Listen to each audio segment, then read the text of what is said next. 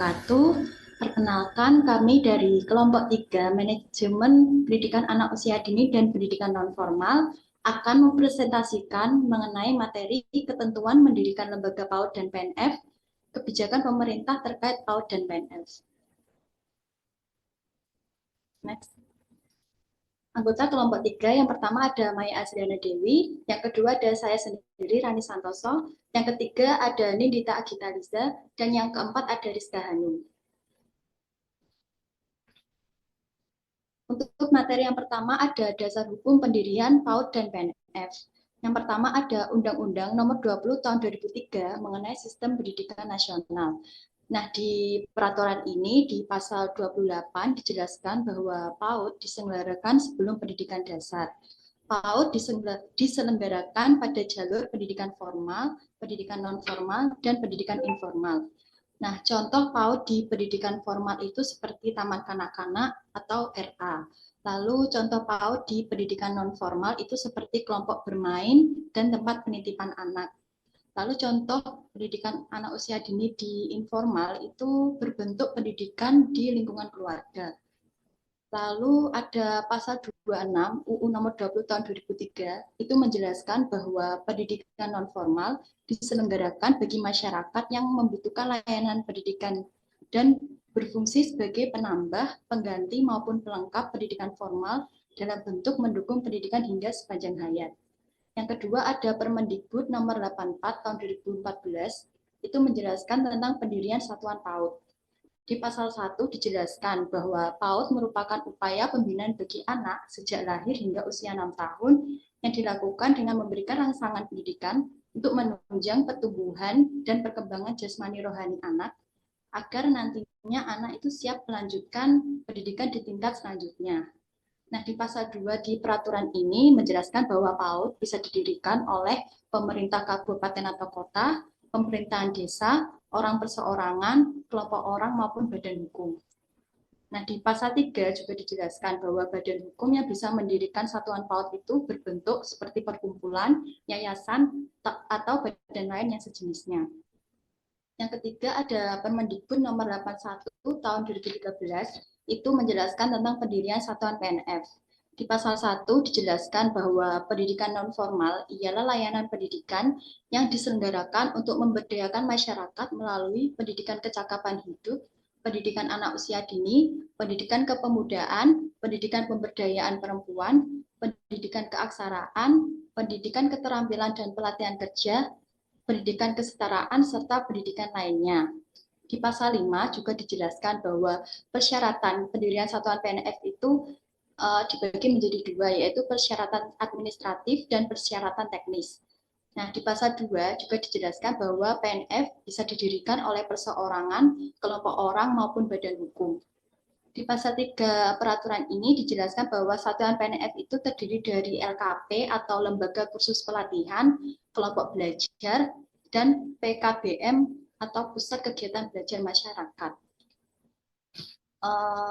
Yang keempat ada landasan yuridis. Nah, landasan yuridis itu merupakan landasan hukum yang digunakan sebagai patokan untuk mendirikan lembaga PAUD dan PNF.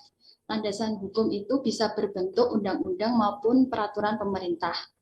Landasan yuridis PAUD itu yang pertama ada Undang-Undang Nomor 23 Tahun 2003 mengenai Sistem Pendidikan Nasional. Yang kedua ada Undang-Undang Nomor 23 Tahun 2002 tentang Perlindungan Anak. Yang ketiga ada Permendiknas Nomor 58 Tahun 2009 mengenai Standar Pendidikan Anak Usia Dini. Lalu landasan yuridis dalam pendidikan non-formal itu dijelaskan pada pasal 5 ayat 1 Undang-Undang Nomor 20 Tahun 2003 dan pasal 5 ayat 1 serta pasal 26 ayat 1. Untuk yang terakhir ada landasan filosofis. Landasan filosofis itu berhubungan dengan hakikat dari penjelasan PAUD dan PNF. Hakikat ini maksudnya mengenai tujuan didirikan lembaga PAUD dan PNF. Landasan filosofis PAUD itu adalah setiap anak sebagai makhluk individu pastinya memiliki kemampuan dan latar belakang yang berbeda sehingga nantinya pembelajaran yang diadakan harus semaksimal mungkin bisa menghargai perbedaan tersebut. Pembelajaran untuk anak usia dini diharuskan menggunakan konsep belajar sambil bermain dan belajar melalui stimulasi. Penyelenggaraan PAUD bisa membantu anak usia dini untuk mengembangkan keterampilannya dengan bermain serta bisa bersosialisasi dengan teman sebayanya. Lalu untuk lalu untuk landasan filosofis pendidikan non formal itu dapat membantu individu untuk bisa meraih aktualisasi diri dan dapat menjadi pribadi yang seutuhnya. PNF diselenggarakan untuk membuat pengalaman belajar individu bisa secara efektif dan mandiri. PNF juga bisa membantu untuk meningkatkan keterampilan hidup individu yang bisa bermanfaat untuk bekerja nantinya secara efektif. Bisa di next. Baik, untuk materi selanjutnya akan dilanjutkan oleh teman saya. Baik, saya akan melanjutkan materi terkait syarat pendirian PAUD dan PNF. Nah, yang pertama, pada syarat pendirian PAUD ini terdapat pada Peraturan Menteri Pendidikan dan Kebudayaan Republik Indonesia Nomor 84 Tahun 2014 Pasal 4 yang menyatakan bahwa dalam syarat pendirian PAUD ini dibagi menjadi dua, yaitu persyaratan administratif dan persyaratan teknis. Nah, yang pertama, pada persyaratan administratif ini yang harus dipenuhi yaitu fotokopi identitas pendiri, surat keterangan domisili dari kepala desa atau lurah, dan susunan pengurus dan rincian tugas. Nah, untuk persyaratan teknisnya yaitu ada hasil penilaian kelayakan, rencana induk pengembangan atau RIP-TK, serta rencana pencapaian standar penyelenggaraan TK ini paling lama 3 tahun. Selanjutnya, pada syarat pendirian PNF ini terdapat pada Peraturan Menteri Pendidikan Republik Indonesia pada nomor 81 tahun 2013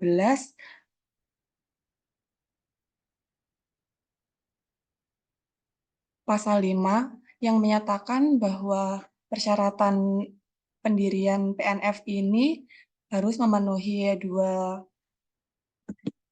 persyaratan, yaitu yang pertama persyaratan administratif dan persyaratan teknis.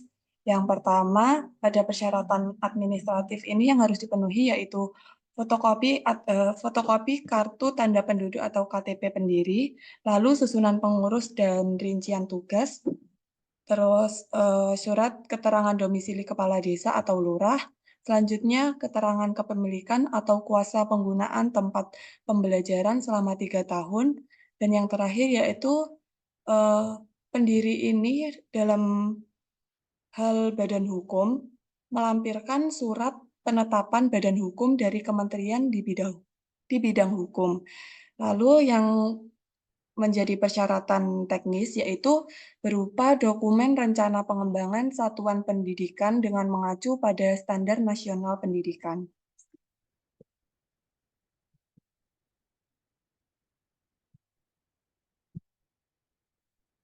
Nah, selanjutnya ada contoh syarat pendirian PAUD pada Kabupaten Sidoarjo. Ini yang pertama yaitu luas tanah 300 meter persegi atas nama Yayasan Penyelenggara. Yang kedua, memiliki NIB atau nomor izin berusaha yang diterbitkan oleh Dinas Perizinan Terpadu 1 Pintu Kabupaten Sidoarjo. Yang ketiga, fotokopi surat kepemilikan tanah berupa sertifikat, petok D, surat keterangan kepala desa atau kepala kelurahan atau pejabat yang berwenang. Yang keempat, fotokopi akta pendirian yayasan penyelenggara yang diterbitkan oleh notaris dan disahkan oleh Kemenhumkam. Yang kelima, susunan pengurus yayasan penyelenggara dan rincian tugasnya. Yang keenam, memiliki ruang kegiatan anak yang aman dan sehat dengan rasio minimal 3 meter persegi per anak dan tersedia fasilitas cuci tangan dengan air bersih.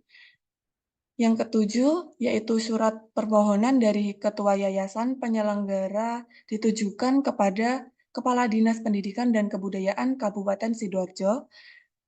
Yang kedelapan, yaitu fotokopi identitas pendiri. Yang kesembilan, surat keterangan domisili satuan pendidikan dari kepala desa atau kelurahan. Yang Yang ke 10 yaitu surat persetujuan dari warga setempat yang menyetujui, yaitu ketua RT, RW, dan kepala desa atau kelurahan. Dan yang terakhir yaitu surat keterangan dari kepala desa atau kepala kelurahan tentang jumlah penduduk usia 0 sampai 6 tahun dan jumlah satuan PAUD beserta jumlah peserta pendidiknya. Selanjutnya yaitu syarat pendirian PNF pada Kabupaten Sidoarjo. Yang pertama, surat kepemilikan tanah berupa sertifikat Petok D, surat keterangan kepala desa atau kepala kelurahan atau pejabat yang berwenang. Yang kedua, fotokopi akta pendirian yayasan penyelenggara yang diterbitkan oleh notaris dan disahkan oleh Kemenhumkam. Yang ketiga, susunan pengurus yayasan penyelenggara dan rincian tugasnya. Yang keempat, memiliki ruang kegiatan anak yang aman, sehat dengan rasio minimal 3 meter persegi per anak dan tersedia fasilitas cuci tangan dengan air bersih. Yang kelima, surat permohonan dari Ketua Yayasan Penyelenggara ini ditujukan kepada Kepala Dinas Pendidikan dan Kebudayaan Kabupaten Sidoarjo. Yang keenam, fotokopi identitas pendiri. Yang ketujuh, surat keterangan domisili satuan pendidikan dari Kepala Desa atau Kelurahan. Yang kedelapan, yaitu surat persetujuan dari warga setempat yang menyetujui, yaitu Ketua RT, RW, dan Kepala Desa atau Kelurahan. Dan yang terakhir, yaitu surat keterangan dari Kepala Desa atau Kepala Kelurahan tentang jumlah penduduk usia 0 sampai 6 tahun dan jumlah satuan PAUD beserta jumlah peserta didiknya.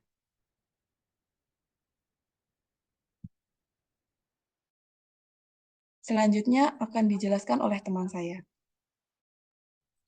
Baik, untuk selanjutnya ya ini mekanisme dalam proses pendirian PAUD.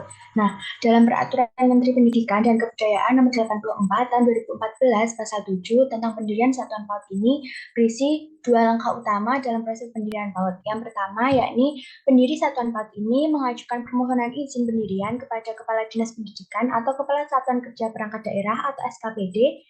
Nah, surat permohonan ini dilayangkan melalui kepala dinas atau pejabat yang ditunjuk dengan melampirkan persyaratan pendirian satuan PAUD.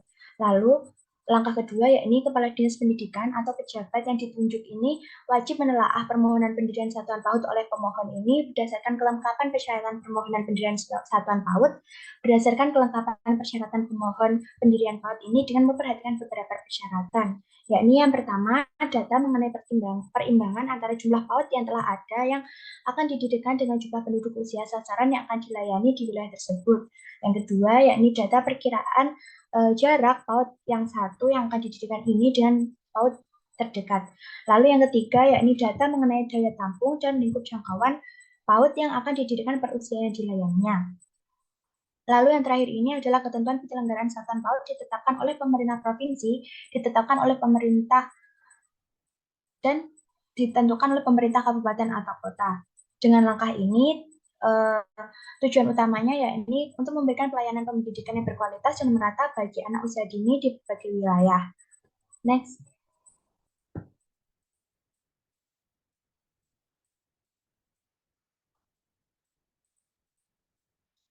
Untuk selanjutnya yakni mekanisme dalam proses pendirian PNF atau PAUD pendidikan non formal. Dalam Peraturan Menteri Pendidikan dan Kebudayaan Republik Indonesia Nomor 81 Tahun 2013 Pasal 6 tentang pendirian satuan pendidikan non formal berisi langkah utama dalam proses pendirian lembaga pendidikan non formal, yakni yang pertama, pendiri ini mengajukan surat permohonan pendirian satuan PNF ini dengan melampirkan persyaratan teknis dan juga persyaratan administratif kepada kepala dinas. Lalu yang kedua, kepala dinas melakukan verifikasi dokumen administrasi dan juga teknis. Yang ketiga, kepala dinas memberikan persetujuan atau penolakan atas pendirian satuan PNF dalam waktu paling lama ini 30 hari kerja sejak permohonan ini telah diterima. Lalu yang terakhir, setelah persetujuan diberikan, kepala dinas menerbitkan izin pendirian satuan PNF. Tujuan utamanya dari mekanisme ini adalah untuk menciptakan lingkungan pendidikan yang inklusif yang memungkinkan semua individu untuk mengakses dan memanfaatkan peluang pendidikan sesuai dengan potensi dan kebutuhan mereka. Next.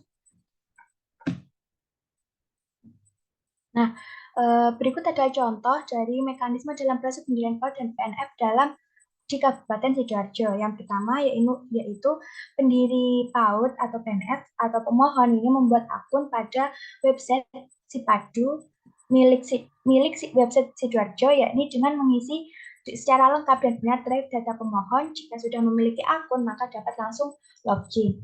Lalu yang kedua, memilih pengajuan izin satuan pendidikan, permohonan baru, kemudian mengisi dengan lengkap dan benar, serta mengupload data-data yang telah disiapkan atau yang dibutuhkan. Yang ketiga, front office DPM TSP mengecek kelengkapan berkas. Yang keempat, jika berkas telah lengkap, maka akan diteruskan ke Dinas Pendidikan dan Kebudayaan. Yang kelima, jika terdapat kekurangan, maka berkas akan dikembalikan kepada pemohon atau pendiri PAUD untuk dilengkapi persyaratannya. Lalu yang keenam, Dinas Pendidikan dan Kebudayaan akan memvalidasi berkas yang terupload. Yang ketujuh, jika sudah benar dan lengkap, maka akan dilakukan penjadwalan survei. Yang kedelapan, jika belum benar, maka akan dikembalikan kepada pemohon. Yang kesembilan, tim survei melakukan proses survei sesuai dengan jadwal yang telah ditentukan. Yang kesepuluh, tim survei membuat berita acara sesuai dengan kondisi yang ada atau yang fakta di lapangan atau lokasi dan membuat draft surat rekomendasi terhadap satuan pendidikan untuk diteruskan ke kepala bidang.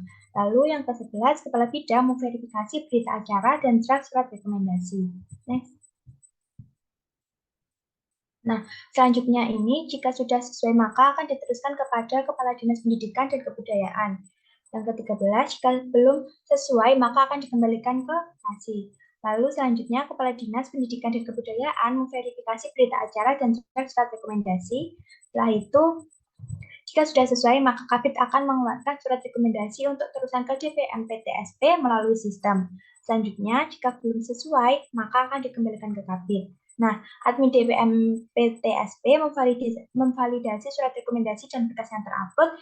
Jika sudah lengkap, maka dokumen akan dinaikkan ke kepala bidang di DPM PTSP. Jika masih ada yang harus dilengkapi dari DPM PTSP ini, maka pemohon pendirian PAUD ini harus melengkapi atau mengupload ulang berkas-berkas kekurangannya. Selanjutnya, kepala bidang memverifikasi ulang. Jika sudah sesuai, maka akan diteruskan kepada Kepala Dinas DPM PTSP untuk dikeluarkan surat keputusan izin pendirian pendidikan anak usia dini formal dan juga PAUD non formal. Dan yang terakhir ini, pemohon atau pendiri PAUD ini dapat melakukan download SK izinnya pada akun pemohon. Next. Selanjutnya akan dijelaskan oleh rekan saya. Selanjutnya yaitu kriteria minimum penyelenggaraan layanan PAUD. Untuk memastikan lembaga pendidikan bagi anak usia dini atau PAUD dapat memenuhi kebutuhan anak-anak prasekolah, ada syarat yang harus dipenuhi sesuai Permendikbud nomor 84 tahun 2014 tentang pendirian PAUD yang berlaku saat ini. Meskipun proses penerbitan izin pendirian dapat bervariasi antar daerah, namun tetap mengikuti peraturan yang berlaku, terutama Permendikbud nomor 84 tahun 2014. Setelah mendapat izin pendirian, PAUD dapat mengajukan nomor Satuan Pendidikan Nasional NSPN untuk setiap layanan yang mereka tawarkan. Dalam menyelenggarakan layanan PAUD, penyelenggara minimal harus dipenuhi oleh setiap satuan PAUD menurut Peraturan Pemerintah Nomor 57 Tahun 2021 yang telah direvisi melalui Peraturan Pemerintah Republik Indonesia Nomor 4 Tahun 2022 tentang perubahan atas Peraturan Pemerintah Nomor 57 Tahun 2021 tentang Standar Nasional Pendidikan. Yang pertama ada STPPA, digunakan untuk menilai kemampuan perkembangan anak pada semua bidang mereka. Yang kedua ada standar isi, menjelaskan mengenai materi dan kompetensi sesuai perkembangan anak pada kelompok usia tertentu. Yang ketiga, standar proses, melibatkan sejumlah kriteria yang terkait dengan pelaksanaan proses pembelajaran. Yang keempat ada standar penilaian, mencakup proses penilaian dari hasil pembelajaran guna mengevaluasi pencapaian anak berdasarkan usia mereka. Yang kelima, standar pendidik dan tenaga kependidikan, memberikan gambaran mengenai keahlian pada bidang akademik dan kompetensi yang diharapkan dari pendidik dan tenaga kependidikan di PAUD. Yang keenam, standar sarana dan prasarana berisi berbagai persyaratan yang mendukung penyelenggaraan dan manajemen PAUD secara keseluruhan. Yang ketujuh ada standar pengelolaan, mencakup kriteria terkait merencanakan, melaksanakan, dan mengawasi kegiatan pendidikan di PAUD.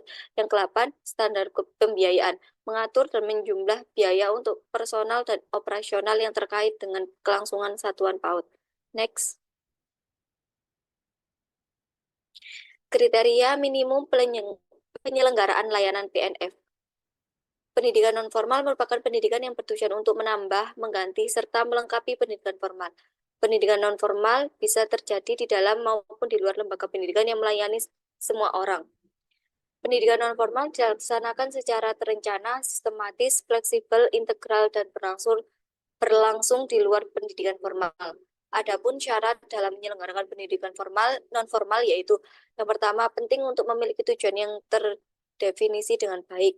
Yang kedua, dari perspektif masyarakat, program pendidikan nonformal harus menarik baik dari dalam hasil yang diharapkan maupun metode pelaksanaannya. Yang ketiga, pentingnya integrasi antara pendidikan nonformal dengan program pembangunan dalam masyarakat. Kegiatan pendidikan nonformal mencakup sejumlah bidang yang beragam, diantaranya adalah keahlian, pendidikan bagi anak usia dini dan remaja, pemberdayaan perempuan, literasi, keterampilan, pelatihan vokasi, pemerataan pendidikan, dan berbagai program serupa untuk meningkatkan keterampilan siswa. Next. Sekian presentasi dari kelompok kami, kurang lebihnya kami mohon maaf. Assalamualaikum warahmatullahi wabarakatuh.